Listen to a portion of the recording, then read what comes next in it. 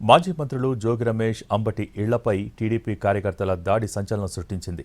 కూటమి ప్రభుత్వ తీరుపై వైసీపీ నేతలు మండిపడుతున్నారు. చంద్రబాబు, లోకేష్ డైరెక్షన్లోనే దాడులు జరిగాయంటూ కౌంటర్ ఇస్తున్నారు. వచ్చింది ఒక పథకం ప్రకారము ప్లాన్డ్గా జరిగింది అనడానికి కావాల్సిన వీడియో సాక్ష్యాలున్నాయి. మనుషులు కూడా గుర్తుపట్టారు. కొంతమందిని ఇక్కడికి వచ్చిన మన నాయకులు చాలామంది వీళ్ళు గుర్తుపడతారు. అందులో రెండు రకాల వాళ్ళు కనపడుతున్నారు. ఒకరు టీడీపీ దీనివైపు కార్యకర్తల పేరుతో కొంతమంది, తర్వాత రౌడీ షీటర్లో రకరకాల యాంటీ సోషల్ ఎలిమెంట్స్ వాళ్ళు ఉన్నట్టు తెలుస్తుంది. వాళ్ళెవరనేది కూడా మెల్లగా బయటకు వస్తుంది, తీస్తాం. పార్టీ కూడా చూసాము. మనం సభ్యులు మొత్తం అందరూ, రాష్ట్ర ప్రజలందరూ చూశారు, దేశ ప్రజలందరూ చూశారు. నిన్న మా మాజీ మంత్రి జోగి రమేష్ ఇంటి మీదకి అయితే పెట్రోల్ బాంబులు ఇస్తారు. పెట్రోల్ బాంబులు వచ్చి ఇంటిపైకి ఇసిరి ఇల్లు కాలిపోవడానికి కారణభూతులయ్యారు. ఇది ఎక్కడైనా చూసామండి మనం? ఎప్పుడైనా చూసామండి ఇలాంటి విషయాలు?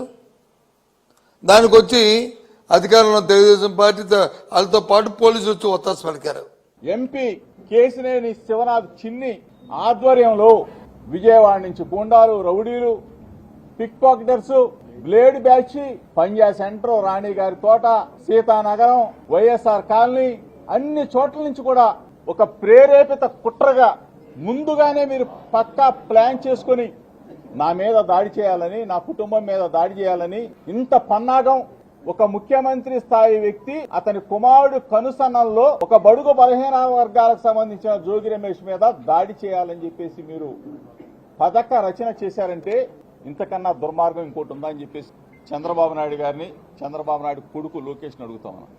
నిజంగా వాళ్ళకి వాళ్ళ తల్లిగారిని అన్నారు అనే కోపం ఉందా, లేకపోతే దాని చాటుగా దాన్ని అడ్డు పెట్టుకొని ఆయన వాగ్దాటితో వాళ్ళు చేసేటువంటి తప్పుల్ని ప్రజల్లోకి తీసుకెళ్తున్నారని ఒక కక్ష సాధింపుగా దాన్ని వంక పెట్టుకుని చేసినట్టుగా అనిపిస్తుందండి. ఎందుకంటే లీగల్ కాన్సిక్వెన్సెస్ ఉంటాయి అంటే నేను ఫేస్ చేయడానికి రెడీగానే ఉన్నారని ఆయన అంటున్నారు. అయినా కానీ 8 గంటల పాటు అండి పోలీస్ బెటాలియన్ ఎంత దూరంలో ఉందని నేను ప్రశ్నిస్తున్నా. చంద్రబాబు నాయుడు గారి గృహం ఎంత దూరంలో ఉంది? ఇళ్ల మీద దాడులు చేస్తారా? ఇళ్లు తగలబెడతారా? భౌతికంగా నిర్మూలిస్తారా? మా వాళ్ళ మీద హత్యాయత్నం చేస్తారా? అంటే మమ్మల్ని చంపేస్తారా?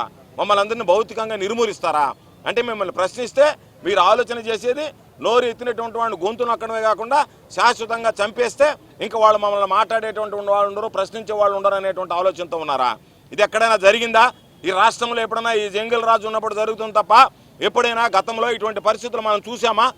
కానీ చంద్రబాబు నియమించేటువంటి సిట్టుతో కాదు సుమా.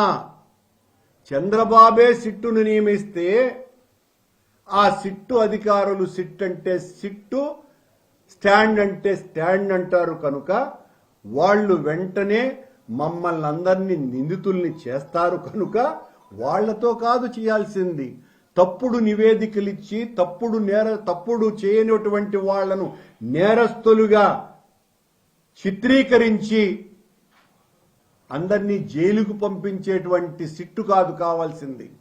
సరైనటువంటి న్యాయ విచారణ చేసే సుప్రీంకోర్టు చేత నియమింపబడ్డటువంటి అధికారుల చేత విచారణ చేయించాలా?